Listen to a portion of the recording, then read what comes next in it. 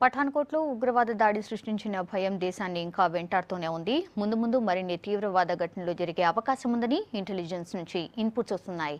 కొద్ది రోజుల్లోనే గణతంత్ర దినోత్సవ వేడుకలు జరగబోతున్నాయి.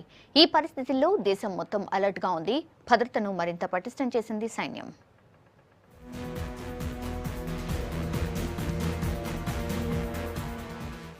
భారత్లో మరిన్ని దాడులకు టెర్రరిస్టులు ప్లాన్ చేస్తున్నట్టు నిఘా సంస్థలు తేల్చాయి. సరిహద్దు ప్రాంతాల్లోని కంటోన్మెంట్లు, ఎయిర్ బేస్లను ఉగ్రవాదులు టార్గెట్గా చేసుకున్నారని హెచ్చరిస్తున్నాయి.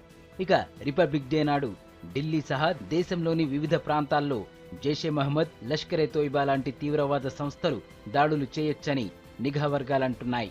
ఇంటెలిజెన్స్ హెచ్చరికలతో అధికారులు అలర్ట్ అయ్యారు. సరిహద్దులు సహా దేశంలోని ప్రధాన నగరాల్లో హై అలర్ట్ ప్రకటించారు. ఢిల్లీలో దాదాపు 10,000 మంది పారామిలిటరీ బలగాలను మోహరించారు.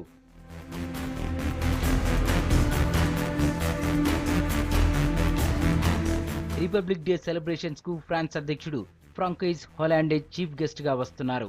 దీంతో గణతంత్ర వేడుకలను టెర్రరిస్టులు లక్ష్యంగా చేసుకునే అవకాశం ఉందని ఇంటెలిజెన్స్ హెచ్చరించింది.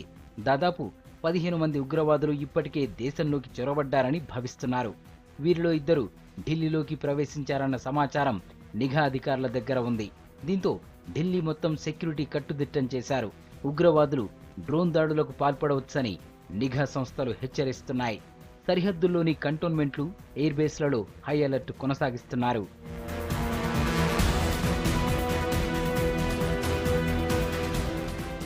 రాజస్థాన్లోని అంతర్జాతీయ సరిహద్దుల వెంబడి బోర్డర్ సెక్యూరిటీ ఫోర్స్ అధికారులు నిన్న ఆపరేషన్ కోల్డ్ ప్రారంభించారు. దట్టమైన మంచు, చలి వాతావరణాన్ని ఆసరాగా చేసుకుని సరిహద్దుల్లో ఉగ్రవాదుల చొరబాట్లను నివారించేందుకు ఆపరేషన్ కోల్డ్ను ప్రతి ఏటా బీఎస్ఎఫ్ నిర్వహిస్తోంది.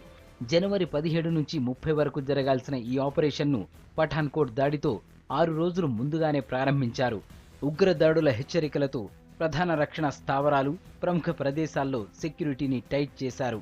ఇస్రో, అణు విద్యుత్ కేంద్రాల దగ్గర సైనిక బలగాలను మోహరించారు.